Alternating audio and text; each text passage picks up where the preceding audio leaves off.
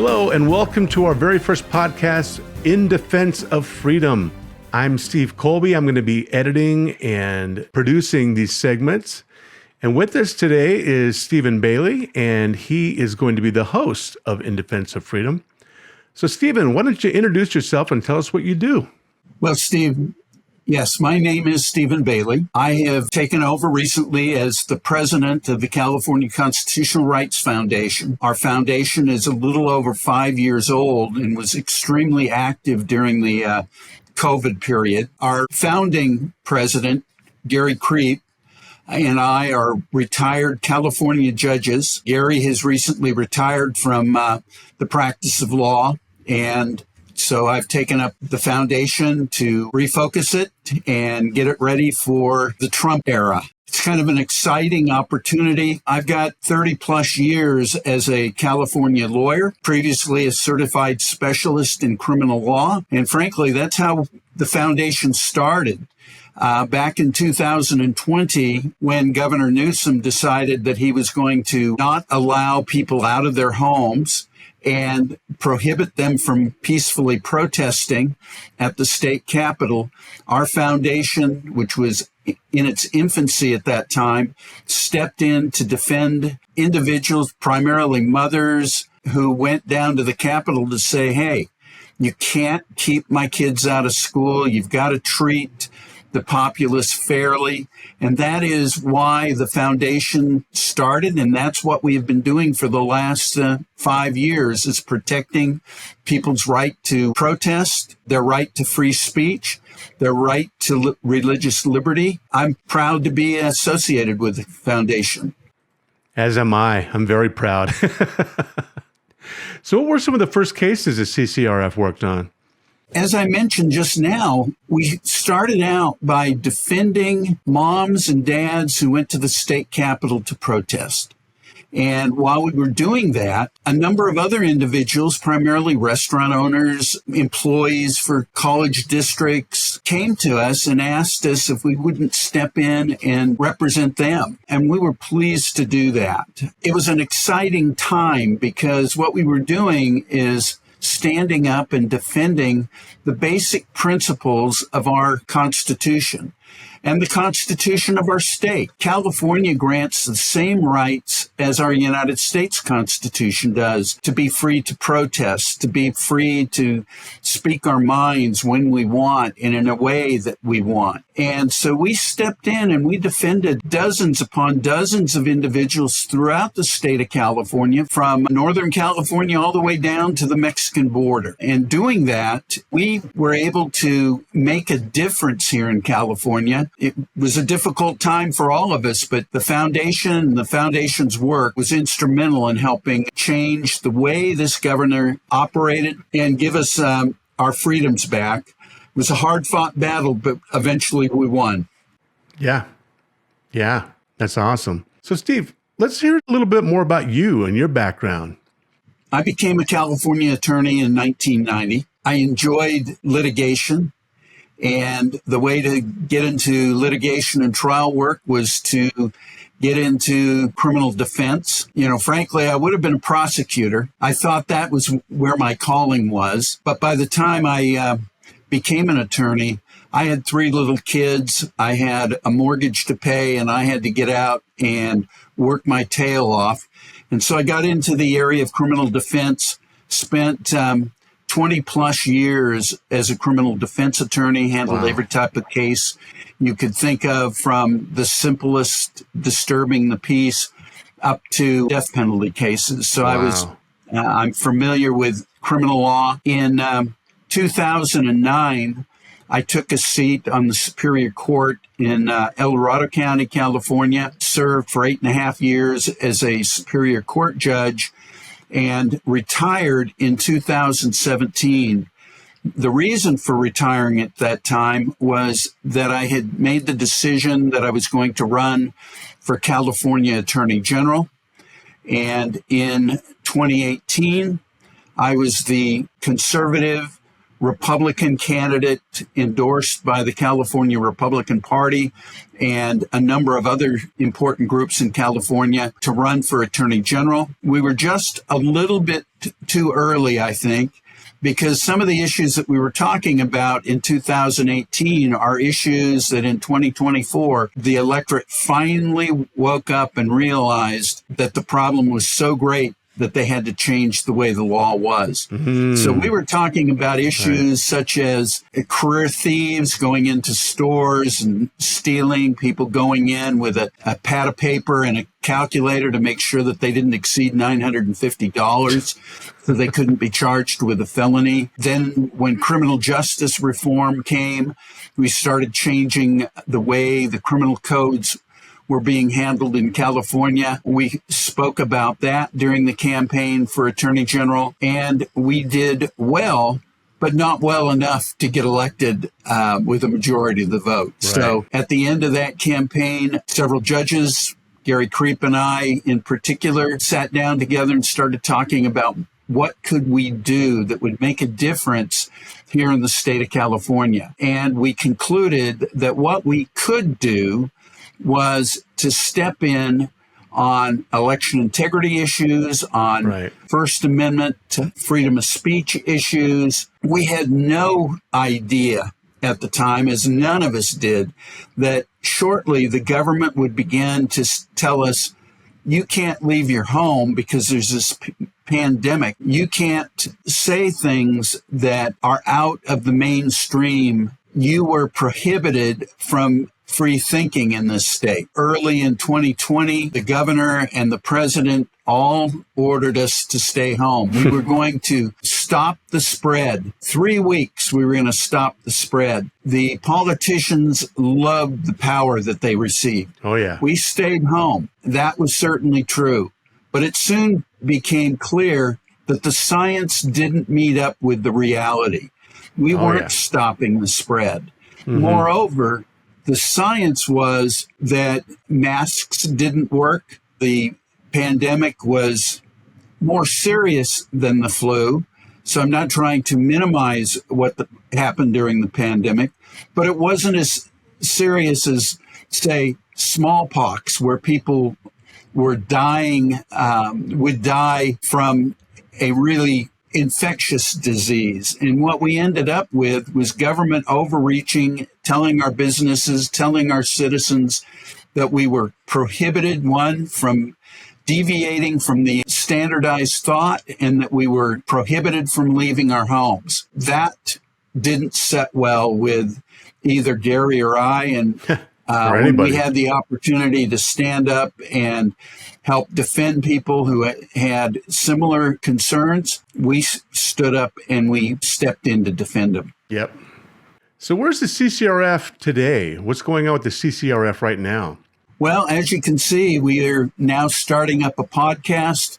It's going to be, we're going to talk a little bit about current events. We're going to talk a little bit about things that are serious. And we hope that we'll talk on some days about things that aren't particularly serious. Get a little humor going. I don't know that I'm the comedian that can do it, but we're going to try to make our programs interesting. So we've got the podcast, we've got the CCRF website, and those of you who are watching this, I'd encourage you to go take a look at our website. It's cacrf.org. This has kind of a history of what the foundation's been doing. Those of you who appreciate the work that we've done in the past and the work that we're trying to do into the future, we would encourage you to help support the foundation. In the end, we're going to move forward, support people who don't have the resources to be able to fight the system. We'll stand up with the foundation, and we will help defend people who deserve a solid and complete defense in a court of law. Nice. Very nice. So where do we intend to go, and how are we going to do it with the CCRF? Well, one, we're going to educate the public using the podcast.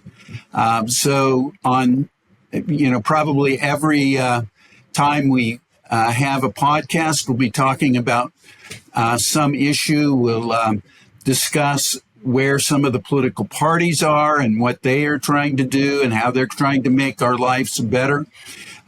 We'll talk about litigation, not always litigation that the foundation's engaged in, but litigation that other individuals are pursuing, other foundations, other attorneys around the United States. We're not going to focus exclusively on California, although a lot of what we're going to talk about will be California specific. Right. For example, there's a farmer up in Montana. The government Bureau of Land Management decided was encroaching upon some federal land. We're going to talk about that. We'll try to get a hold of their lawyers and put them on our podcast so that we can hear what's happening in their case. What was interesting about that case is that this rancher had been grazing this property for nearly 100 years. They pre-existed the Bureau of Land Management even. All these years, the Bureau and this rancher had worked cooperatively together to protect the environment and to protect the grazing land until one agent who thought he was more important than any other person in society decided to come out and demand that the farmer move his fence. Now, we're not talking about tens of thousands of acres that this rancher was encroaching on. We're talking about maybe several hundred acres. The agreement between the Bureau supervisors and the rancher were that they would get a survey done and find out where the border of the property was, and then they would resolve it without litigation. What ended up happening was the agent on the ground went and got a surveyor, unbeknownst to anyone else, including the rancher, went out and surveyed the property and then showed up at the rancher's home with a SWAT team and arrested him. Oh, my gosh.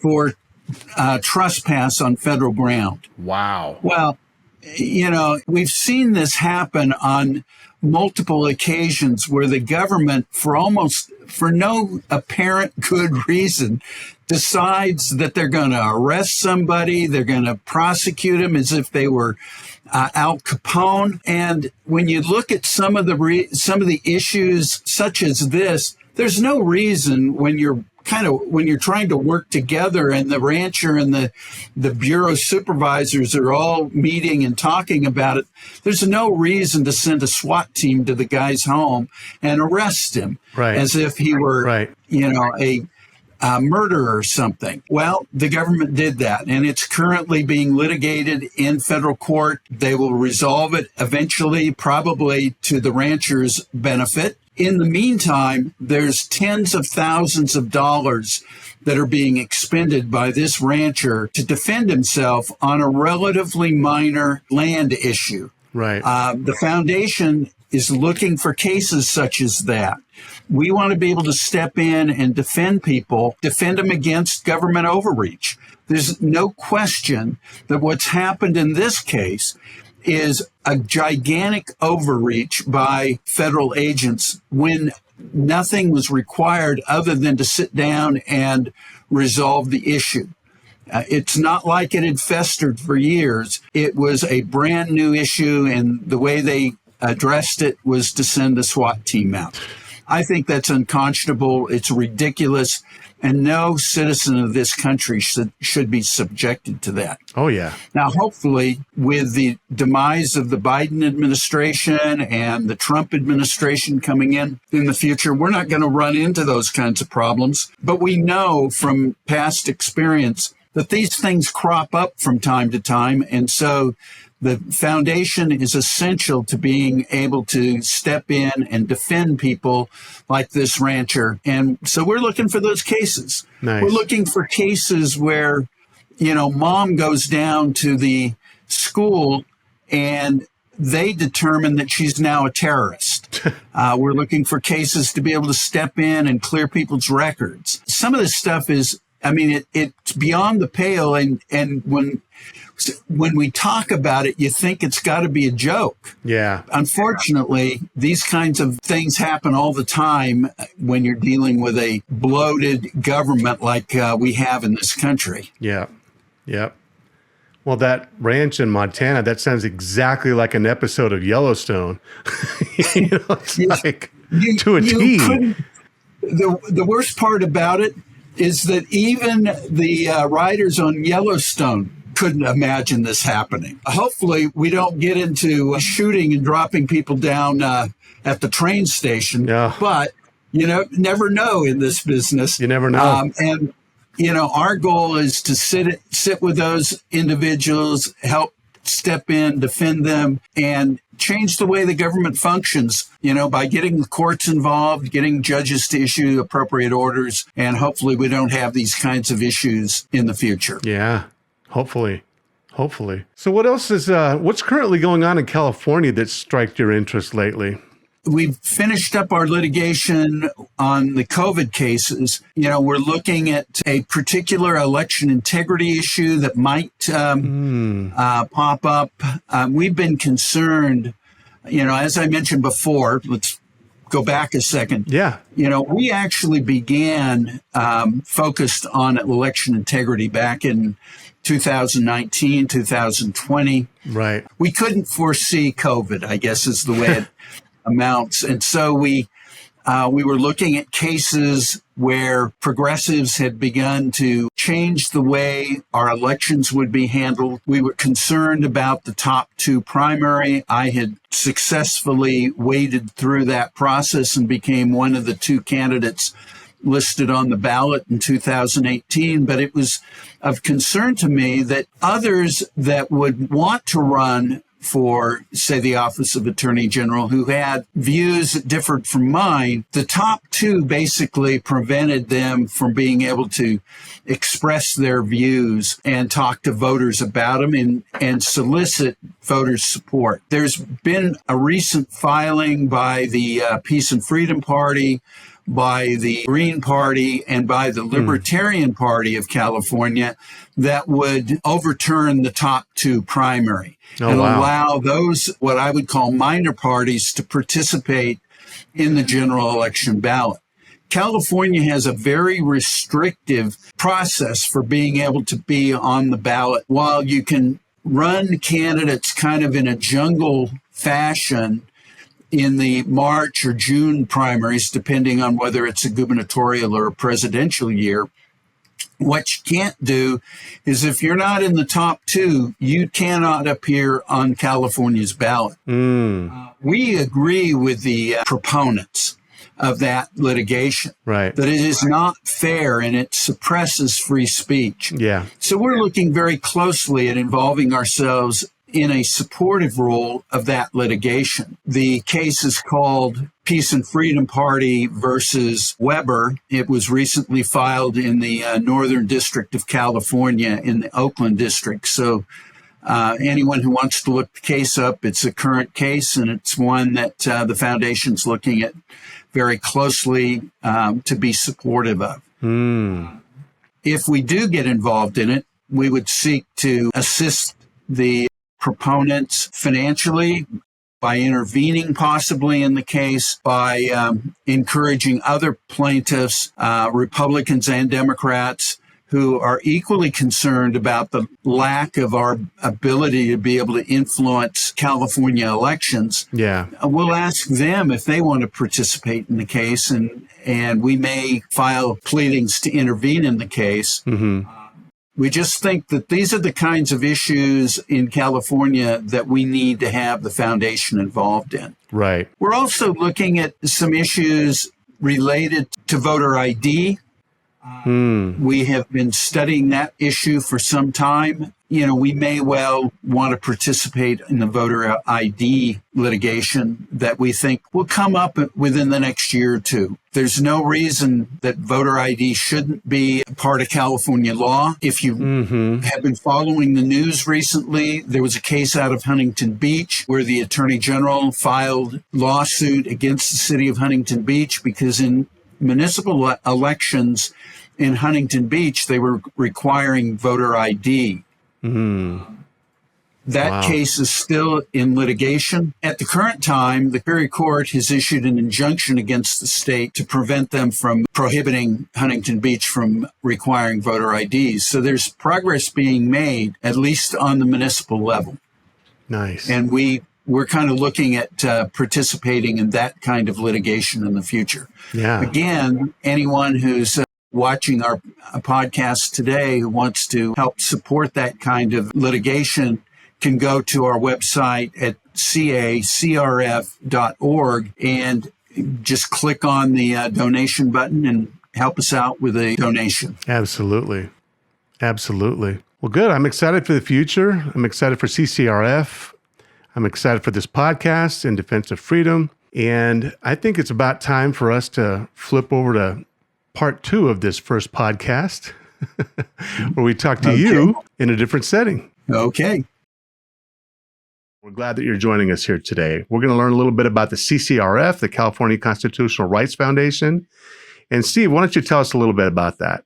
Well, I'm a lawyer, obviously. CCRF has been dedicated over the last 5 years toward defending our freedom of speech. We started as a result of the COVID epidemic, and we've been going relatively strong for the last 5 years. Focus has been on defending restaurants and other businesses, individuals, community colleges, federal workers, people that have been arrested for peaceful protests down at the Capitol when the governor didn't want to hear any negative voices during COVID. In fact, that actually is what got the foundation really moving, is the fact that a group of individuals in 2020 decided after 2 months of being locked in their homes that they'd go down to the Capitol and protest being locked up. That's one of those things that we as free citizens here in this country are able to do, that is to go and make our voices heard.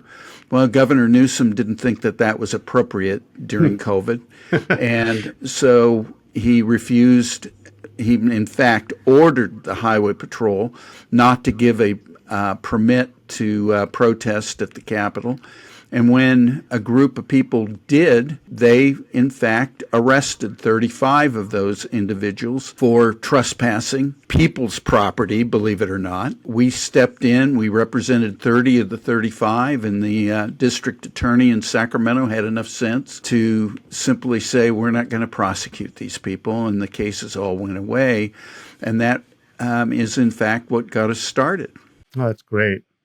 I like that a lot. Now, tell me about the restaurants. And this is actually where you and I were introduced a couple years back with the Restaurant Coalition in Nevada County. Do you have a moment to speak about that? I'm very interested and very involved with that, actually. So what ended up happening was Governor Newsom was closing restaurants, closing businesses throughout California, opening them up, closing them down. And the destructive effect of opening and closing, you lose your employees. The businesses are investing literally thousands of dollars into making improvements in their restaurants to clean the air, because we were all concerned at that time that if we didn't clean every surface, with disinfectant 20 times a day, people were going to die. I don't want to make light of COVID. It was a serious disease, particularly in the beginning, because we didn't have treatments for it. But after 6 or 8 weeks of being locked in your home, the science was beginning to evolve. We knew that masks didn't work. We knew that we weren't stopping the spread of the disease.